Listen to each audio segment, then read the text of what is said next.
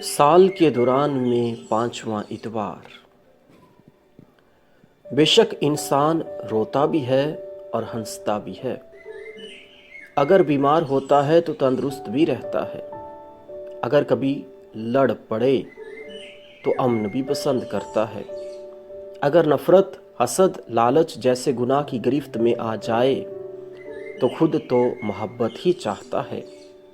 यही तो जिंदगी है, और जिंदगी हमेशा जिंदा दिली से जी जाती है। इससे बढ़कर मसीह खुदावंद ऐसी जिंदगी के बारे में कहता है जो कि लाइफ इन फुलनेस है, जिसे कसरत की जिंदगी वो कहता है। इसके मुतजाद देखा जाए कि कसरत की जिंदगी का मुतजाद क्या है। जब यस्सु लाइफ इन फुलनेस की बात करता है तो इसका मुतजाद हाफ लाइफ है, अधूरी जिंदगी है। ईमानदार कह सकते हैं कि जब उनकी ज़िंदगी में खुदावंद ने करिश्मात किए, अजायबात की और उनको ईमान की भरपूरी मिली तो खुदावंद में वो कसरत की ज़िंदगी गुजारते हैं। लेकिन इसके बरक्स बहुत सारे लोग ये भी कह सकते हैं कि आज भी इस जहां में कत्लो गारत होती है, हसद और नफ़रत है, जंग व जदल है, अबॉर्शंस होते हैं, नाइंसाफ़ी होती है, जुल्म होता है। तो ये कसरत की ज़िंदगी नहीं है। बेशक इस जहां में कसरत की ज़िंदगी नहीं है, क्योंकि कसरत की ज़िंदगी खुदावंद यीशु मसीह के साथ मुंसलिक है। और बहुत से लोग दुख भी उठाते हैं। कई लोग गुर्बत की वजह से दुख उठाते हैं, कई जहालत की वजह से दुख उठाते हैं, कई तन्हाई की वजह से, कई शादी होने की वजह से और कई शादी ना होने की वजह से, कई बे औलाद होने की वजह से और कई औलाद की वजह से भी दुख उठाते हैं। चाहे तो कोई मुल्क का वज़ीर आज़म हो, राया का बादशाह हो या खुद राया हो, गरीब हो, अमीर हो, जालिम हो, मजलूम हो, हर कोई किसी न किसी दुख, करब, रंजिश, नफ़रत, हसद, लालच, नाउमीदी, बेसब्री वगैरह में से गुजरता है। यही तो है अधूरी ज़िंदगी। लेकिन खुदावंद यीशु मसीह जिस ज़िंदगी की बात करता है वो कसरत की ज़िंदगी की है। और इस अधूरी ज़िंदगी को लोग कैसे पूरा करने की कोशिश करते हैं? दौलत जमा करके, अल्कोहल से, जिस्मानी ख्वाहिशात को पूरा करने से इस अधूरी ज़िंदगी को पूरा करने की कोशिश करते हैं। वह हकीकी खुशी और कसरत की ज़िंदगी की तलाश में रहते हैं कि शायद उन्हें ज़िंदगी की हकीकी खुशी मिल जाए। लेकिन दुनिया में ये कहाँ से हम हासिल कर सकते हैं? आज की पहली तलावत जो कि अयूब नबी की किताब में से ली गई है। इस तलावत में अयूब नबी अपनी बेकरारी, दुख और करब का इज़हार करता है। अब सवाल ये पैदा होता है, इस दुनिया में अच्छे लोगों के साथ बुरा क्यों होता है? तो इस लिहाज से एक छोटी सी कहानी सुनाना चाहता हूँ कि एक दफ़ा एक किसान के फार्म में जंगली घोड़ा आ गया। गांव के लोग उसे देखते कि ये कितना खुशकिस्मत है, इसको मुफ्त में जंगली घोड़ा मिल गया। लोग उसे मुबारकबाद देते, मगर उस किसान का जवाब ये था, अच्छा है या बुरा रब ही जाने। चंद दिन बाद वो घोड़ा फार्म से भाग गया। फिर लोग उसके पास अफसोस करने आए और उसका जवाब फिर वही था कि अच्छा हुआ या बुरा रब ही जाने। अगले ही दिन वो घोड़ा अपने साथ 20 जंगली घोड़ों समेत इसके फार्म में लौटा। सभी बहुत खुश हुए और लोगों ने किसान को मुबारकबाद दी कि कैसी किस्मत पाई है। और उस किसान का फिर वही जवाब था कि अच्छा हुआ या बुरा रब ही जाने। चंद दिन बाद एक जंगली घोड़े पर सवारी करते हुए उसके बेटे ने गिरकर टांग तोड़वा ली। सभी उसके साथ दुख का इजहार करते हैं कि तुम्हारे बेटे की टांग घोड़े से गिरने की वजह से टूट गई है।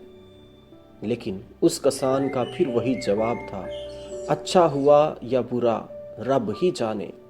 फिर चंद दिन बाद उस मुल्क में दुश्मन हमसाया मुल्क ने हमला कर दिया। रियासत के बादशाह ने हुक्म दिया कि जितने भी लड़के 18 से जो 24 साल के दौरान हैं उन सबको जंग में शामिल किया जाए। سپاہی آئے اور دیکھا کہ اس نوجوان کی ٹانگ ٹوٹی ہوئی ہے تو انہوں نے اسے جنگ میں نہ لیا اور وہ محفوظ رہا۔ بس اس جنگ میں بہت سے لوگ مارے گئے تھے۔ اب یہ اچھا تھا یا برا؟ وہ کسان اپنی زندگی میں خدا کی مرضی کو اہمیت دیتا ہے۔ بس یہ دکھ، یہ اذیت، یہ کرب، رنج، موت، بیماری انسان کی زندگی میں کیوں آتے ہیں؟ کہ کیا خدا اذیت میں ہمیں دیکھنا چاہتا ہے؟ اس نے تو سب کچھ اچھا ہی پیدا کیا تھا، لیکن وہ مشکل حالات کا سامنا کرنے کے لیے ہماری مدد اور رہنمائی کرتا ہے۔ اور خداوند فرماتا ہے کہ جب تک گیہوں کا دانہ زمین میں گر کر مر نہیں جاتا، اکیلا رہتا ہے، اور جب خود میں مر جاتا ہے تو پھر ہی زمین کا سینہ چیرتے ہوئے ابھرتا ہے، پودا بنتا اور پھل لاتا ہے۔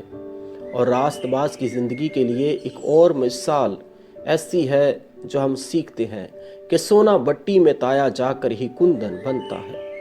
ایک اور ہی خوبصورت ریسرچ میں آپ کے سامنے رکھنا چاہتا ہوں کہ ایک American ecologist doctor Alice Silver نے اپنی تحقیق بیان کی کہ انسان اس پلانٹ زمین پر واسی ہے۔ اس کی تخلیق کسی اور سیارے پر ہوئی ہے جہاں پہ اسے زندگی کی ہر طرح کی آسائش اور زبائش میسر تھی۔ بس انسان اس سیارے زمین پر کیسے آیا، کیسے گرایا گیا، یہ ایک بھید ہے، اور یہ کہاں سے آیا کوئی نہیں جانتا۔ لیکن یہ اس سیارے پر پیدائشی نہیں ہے، یہ اس سیارے پر شروع سے نہیں ہے۔ اس کے لیے وہ کافی دلچسپ نکات بیان کرتا ہے جسے اس نے اپنی کتاب ہیومن آر ناٹ فرام ارتھ میں بڑی خوبصورتی سے بیان کیا ہے۔ اور یاد رہے کہ جب کوئی سائنسدان تحقیق پیش کرتا ہے تو وہ مذہبی اعتبار سے بات نہیں کرتا، بلکہ دنیا کی تحقیقات اور تجربات کو مد نظر رکھتا ہے۔ اور ڈاکٹر ایلس سلور نے بھی یہ بات بیان کی جو ہزاروں سال پہلے توریت کی کتاب کے حصے تکوین میں بیان ہے کہ خداوند باری تعالیٰ نے آدم اور حوا کو پیدا کیا اور باغ عدن میں رکھا، جہاں پہ انہیں زندگی کی ہر طرح کی افزائش میسر تھی۔ اور خداوند کے کلام میں لکھا ہے کہ پھلو اور بڑھو اور زمین کو معمور کرو۔ یہ باغ عدن کون سے سیارے پر ہے کوئی نہیں جانتا، لیکن یہ بات ضرور واضح ہے کہ وہ ان پر زندگی کی بھرپوری عطا کرتا ہے۔ خدا ان کو زندگی کی بھرپوری عطا کرتا ہے۔ وہاں پہ بیماری، دکھ، کرب، اذیت نہیں تھے۔ بس جب ہم خداوند کے کلام پر آج دھیان و گیان کرتے ہیں تو مسیح خداوند پطرس کی سانس کو شفا دیتا ہے، کیونکہ وہ کثرت کی زندگی کی منتظر تھی۔ اور یہ کثرت کی زندگی کیا ہے؟ یہ تاحیات ابدی لازوال ہمیشہ قائم رہنے والی زندگی ہے۔ اس جہاں میں ہماری زندگی عارضی ہے، چند سال کی ہے۔ یہ جسمانی دکھ، کرب، اذیت بھی عارضی ہیں۔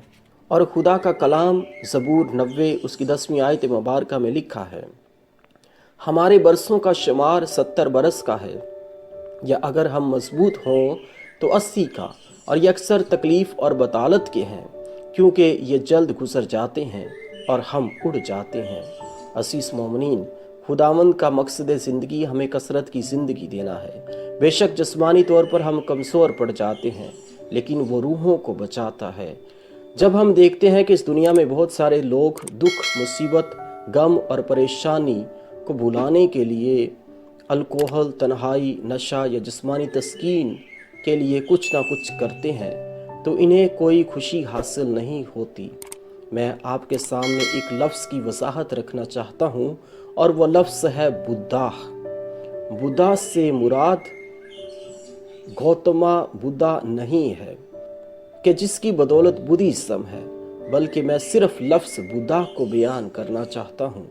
بو کا مطلب ہے بدھی یعنی ذہانت، اور داہ کا مطلب ہے دادا، ون ہو از ابو، یعنی ایسا شخص جو کہ بدھی سے بھی اوپر ہے۔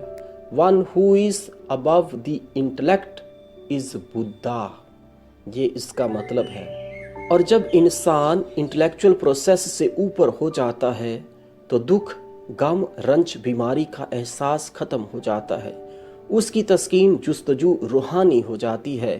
جسمانی خوشی اور دکھ اس کے لیے کوئی خاص معنی نہیں رکھتے، لیکن اگر انسان بلو دی انٹلیکٹ ہو تو اس کو کیا کہتے ہیں؟ یعنی بھو مطلب بدھی، اور اس کا متضاد کیا ہوگا؟ بدھو۔ یعنی ہم اپنے معاشرے میں بھی سنتے ہیں کہ اگر کوئی شخص برا کام کرے تو والدین اس کو کیا کہتے ہیں کہ یہ کتنا بدھو ہے، اس کو سمجھ نہیں ہے۔ لہٰذا بدھی اور بدھو یہ دونوں الگ لفظ ہیں، ایک دوسرے کے متضاد ہیں۔ اور بلو دی انٹلیکٹ کون ہوتے ہیں؟ وہ جانور ہوتے ہیں۔ اور کیا وہ انسان کی طرح دکھ اٹھاتے ہیں؟ بے شک نہیں۔ جانور کی سوچیں، فکریں، بیماریاں ہرگز ہماری طرح نہیں ہیں، بلکہ وہ اپنی جسمانی ضرورت پوری کرتے ہیں، اور جسمانی ضرورت پوری کرتے ہوئے جسمانی کیفیت کے تحت زندگی گزارتے ہیں۔ اور جب ہم گوتما بدھا کی بات کرتے ہیں کہ وہ منور ہو گیا، ہی واز انلائٹنڈ، یعنی وہ منور ہو گیا حقیقی نور سے۔ حقیقی نور کون ہے؟ تو خدا کا پاک کلام بیان کرتا ہے یوحنا کی انجیل اس کا پہلا باب اس کی 9ویں آیت مبارکہ کہ حقیقی نور وہ تھا جو ہر انسان کو منور کرتا ہے۔ حقیقی نور کا سرچشمہ کون ہے؟ بے شک خداوند یسوع مسیح۔ اور یوحنا کی انجیل اس کا 8 باب اس کی 12ویں آیت مبارکہ میں خود کہتا ہے کہ دنیا کا نور میں ہوں۔ اور جب انسان ابو دی انٹلیکٹ ہوتا ہے تو اسے یہ دکھ، یہ کرب، یہ اذیت نہیں لگتی، بلکہ وہ خدا کے لیے، روحانی تسکین کے لیے زندگی گزارتا ہے۔ اور اسی لیے تو ہم مقدس فرانسس کی زندگی کو بھی دیکھیں کہ وہ کیا کہتا ہے۔ وہ خداوند یسوع مسیح کی صلیب کے سامنے بیٹھے ہوئے یہی دعا کرتا تھا کہ اے خداوند، مجھے اپنی صلیب کا دکھ، اپنی صلیب کا کرب اور اپنی صلیب کی اذیت مجھے اپنے جسم میں محسوس کرنے دے، مجھے وہی دکھ کی لذت حاصل کرنے دے جو تو نے صلیب پر برداشت کی۔ اور خداوند اس سے الورنا کے پہاڑ پر اپنے صلیبی نشان عطا کرتا ہے۔ بس آج جب ہم انسانی زندگی میں آنے والے دکھ، بیماری پر دھیان و گیان کرتے ہیں تو خداوند کو جانیں کہ وہ کثرت کی زندگی دینا چاہتا ہے۔ یہ دکھ، یہ مصیبتیں عارضی ہیں، لیکن آج جب وہ معجزات کرتا ہے تو خداوند ہمیں کثرت کی زندگی کی لذت دیتا ہے۔ وہ کثرت کی زندگی میں ہمیں شامل کرنا چاہتا ہے۔ وہ کہتا ہے کہ جان دینے تک وفادار رہ تو میں تجھے زندگی کا تاج دوں گا۔ جب ہم جان دینے تک وفادار رہیں گے تو یہ زندگی کا تاج کثرت کی زندگی ہے، جہاں پہ آدم اور حوا تھے، خدا کی حضوری میں تھے، رب ابدی کے پاس تھے، تو خداوند آج ہمیں وہاں پہ لینا چاہتا ہے کہ ہم جو ہے کثرت کی زندگی کو حاصل کرنے کے لیے، ہمیشہ کی زندگی کے لیے، ابدی زندگی کے لیے اپنے آپ کو تیار کریں، اور خداوند ہمیں اس جہاں میں رہتے ہوئے یہ فضل بخشے کہ ہم اس کے الہی نام کی گواہی دیں، اور یہ دنیا کی فکریں، پریشانیاں اور دکھ اور مصیبتوں سے بڑھ کر یسوع میں منسلک رہیں۔ خداوند پاک ہمیں آج کے کلام کے وسیلہ سے برکت اور ایمان کی بھرپوری عطا فرمائے۔ آمین۔